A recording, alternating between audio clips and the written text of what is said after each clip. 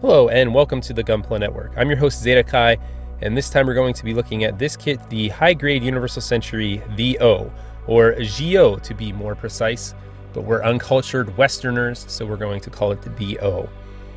This is, of course, from the series Mobile Suit Zeta Gundam, and is based on the mobile suit piloted by Camille's nemesis, everyone's favorite lilac-eyed sociopath, Paptimus Scirocco, or if you're so inclined, Master Paptimus.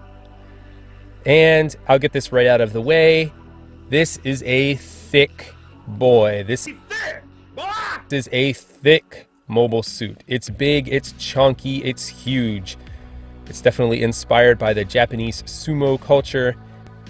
However, despite the fact that it is a rather big boy, its yen price of 2,640 yen suggests that it's not as detailed as you might think. This was released in 2002 and is kind of an older model kit, so let's see how it stacks up. So you're going to see that coloration. First of all, it's a very unique color for a mobile suit, that deserty sand, yellowy green kind of color, which I've found is very susceptible to subtle changes in lighting. As you go through the review, you'll see that. I apologize for that. You also get some gray, blue kind of gunmetal color, 2 green bits there on the front skirt armor, and some red piping here and there. You also get a plastic pink mono eye, which I think might be the only HGUC with a plastic mono eye. We'll have to look that up. Let me know down below if you have a plastic mono-eyed high grade. I'd love to know. So the details are abundant all over the kit. It's mainly comprised of giant yellowy armor pieces and a lot of small little thrusters all over the kit, which makes sense because the conceit of the O is it's heavily armored. It's ostensibly a space-type mobile suit, so it needs a lot of thrusters to move it around. And it does move around quite well in the show. The beam saber hilts store on the side skirts right there very nicely, and you get a lot of detail here in the ankle area. Again, a multicolored ankle achieved by plastic might be a first in the HGUC line.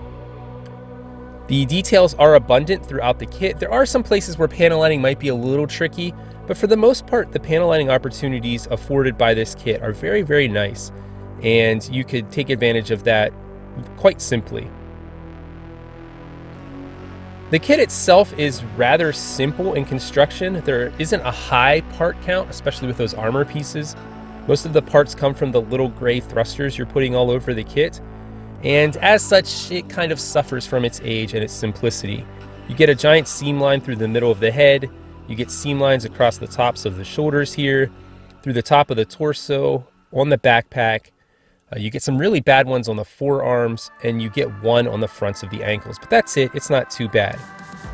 So let's talk articulation. But first, let's talk about Canadian Gundam. CanadianGundam.com has all the greatest Gunpla that you could ever hope to imagine.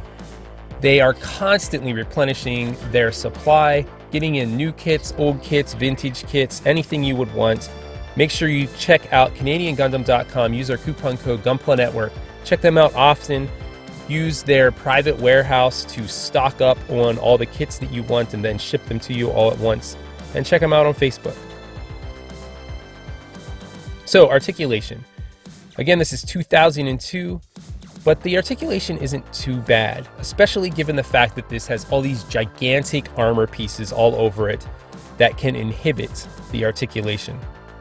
It's pretty straightforward all around, and most of the joints are pretty tight, which surprised me. This joint I really like. I really like this thruster moving. It feels very nice the way that it's constructed and engineered. I don't know. I just really like it. My favorite joint on the kit. So everything else is pretty basic. Bicep swivel, the head on a ball joint. The torso's on a nice ball joint, which is good. The arm can spin 360 degrees. You'd have to watch out for the giant kind of backpack thing, but you can get it to go all the way around.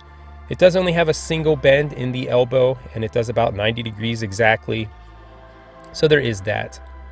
The skirt armor moves around and gets out of the way pretty well, although the front skirts are just on a single ball joint.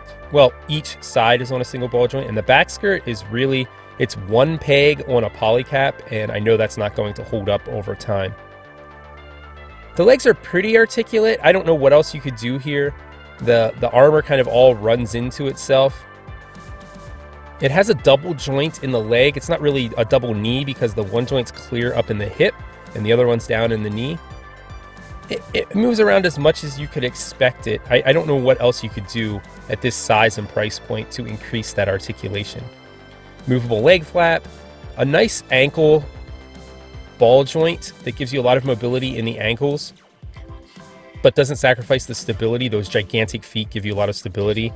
Just a ball jointed hip, old style hip, so you don't get a great spread out of it or anything. And the secret sub arms from the O. Ooh, I hope I didn't spoil anything for you there. The sub arms work really well. I like them a lot. The only unfortunate thing is that ball joint just doesn't hold them up very well, and that's going to droop over time. The other thing I don't understand is why these weren't molded in red. I would much rather have these molded in red and then have to paint the gray bits than have them molded in gray, but oh well, what can you do? This is what they look like on the other side, that plastic armor. And you have some accessories for those sub arms and the regular arms to wield. You get 4 beam saber hilts and beam saber blades. The master grade only has 2, so the high grade Universal Century is superior in that regard. The hilts are very unique, and the beam saber blades are super unique. They're curved, they come to a point. I love them. You get a trigger finger hand, and you get 1 beam rifle. It's not a lot of accessories, but it's everything that the O has in the show. The O is, again, heavily armored and made for CQC battling, and you can see that with these 4 beam saber blades equipped. This is definitely the killer shot for the O. It looks so impressive with 4 beam sabers. The only other one that I can think of off the top of my head that compares to this is the Sarah V, another chunky boy with 6 beam sabers. The nice thing is that the sub arms hold the beam sabers very securely, a lot more securely than the actual hands do. They tend to slip and fall out of the regular hands all of the time. An unfortunate indicator that this is from 2002. The beam rifle, on the other hand, when equipped to the other hand, is super stable, super secure. It looks great with the contrasting piping in the yellowy color, and is a weird beam rifle design. It's a giant slab, but it looks good. I like it. Another indicator of the age is the fact that there is no adapter for an action base. There's nothing included for an action base. You're going to have to get one of these kind of cradles. This is the 1 centimeter one with the kind of square adapter to put it on a modern action base. But once it's on there, it holds it very stably. It's secure. It's in the air as the O is meant to be. The O doesn't really look crazy dynamic in the air, but if you really think about space, it doesn't have to, but you know, physics and Gundam. So let's talk size comparisons, shall we? The Chonk chart. A fine boy. He chonk. A heckin' chonker. Hefty chonk. Mega chonker. Oh Lord, he come!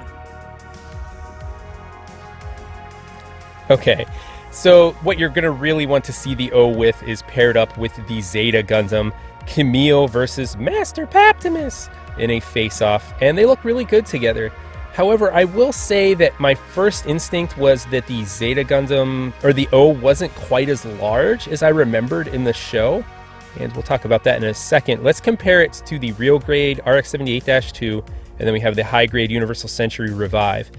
And the O should come up to about 7 3/4 inches, but it's only about 7 1/4. It should be in scale much taller than it is. It should be up to there where the beam saber is, to the top of that stabilizer.